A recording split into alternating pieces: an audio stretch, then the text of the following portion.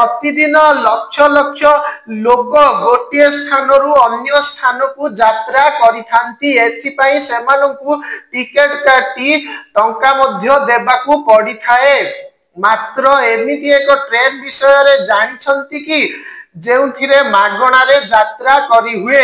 आज्ञा हाँ, कथाटा कान को आश्चर्य लागिले मध्य सत, कारण एमिति एक भारतीय ट्रेन रहिछि। जानिबा से बाबदरे भारतीय ट्रेन निजर संजोग पाई बेस जनाशुना। भारतीय रेलबाईर 13,000 रु अधिक ट्रेन दैनिक चलाचल करुछि। प्रतिदिन लक्ष लक्ष लोक एही सेवा गुड़िक उपभोग करुथिबा बेले अनेक लोक जानती नहीं जे भारत रे गोटे ट्रेन अछि जहा गत 75 वर्ष धरी यात्री मानंकु मागणा सेवा जोगाउछि।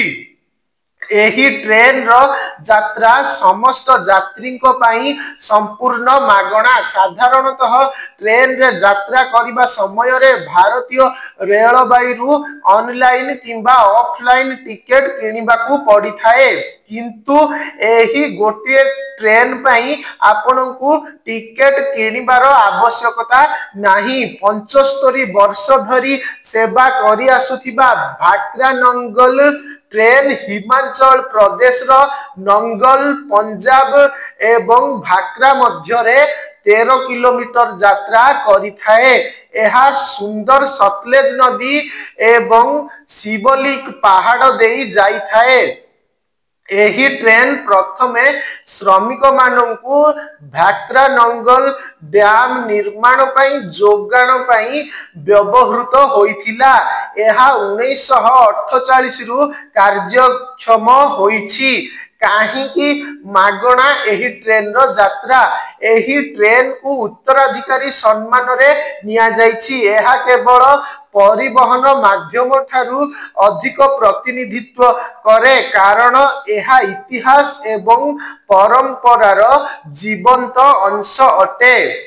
खबर अनुसार प्रतिदिन 800 रु अधिक लोक एही ट्रेन रे यात्रा करंती। अनेक लोकों को पाई एहा एक लोकप्रिय एवं सुविधाजनक उपाय होइछि। एहा सह सबुठारु उत्तम अंश हेउछि पर्यटक माने भारतर सबुठारु उच्च डैम मध्यरु चमत्कार भाक्रा नंगल डैम एवं सुंदर शिवलिक पहाड़र भिन्न अनुभूति को साउंटी थांती। प्रत्येक दिन सकाळ 7:05 रे train T Nangal rail station छाड़ी सकाळ 8:20 रे भाक्रा रे पहुंचे।